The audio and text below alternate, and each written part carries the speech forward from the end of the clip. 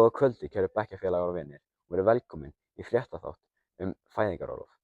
Í þættinum í kvöld munum við fjalla hvað fæðingarorlof jafnrétti milli kynja í fæðingarorlofi, mismun milli landa og þróun íslenskra fæðingarorlofsreglna.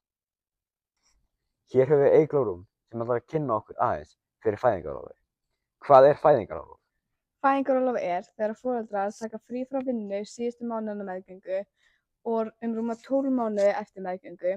Þetta er gert svo að foreldrarnir geti kynnst barninu aðeins betur. Eiga báðir foreldrar rétt á fæðingarorlofi og fá þeir greitt fyrir það?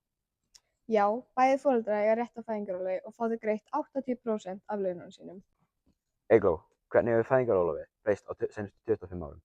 Á síðustu 25 árum hafa réttindi foreldra batnað mikið. Árið 2000 var Ísland eitt af fyrstu löndum heims til að veita feðrum sjálfstætt réttindi í fæðingarorlofi. Hvernig skiptu foreldrar fæðingarorlofinu á milli sín þá?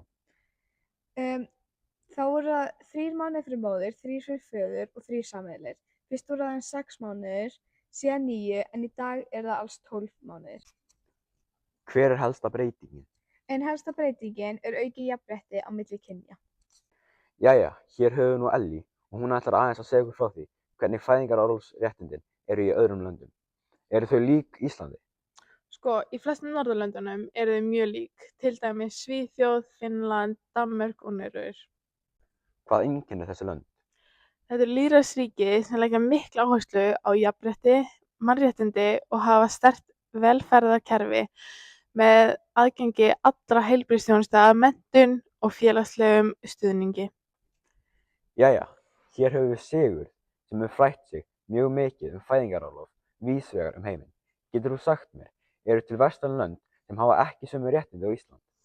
Já, Bandaríkin eru dæmi land sem hafa ekki lögbundin launuð fæðingarorlof á landsvísu og eru talin ein lakasta þjóðin í þessum málum.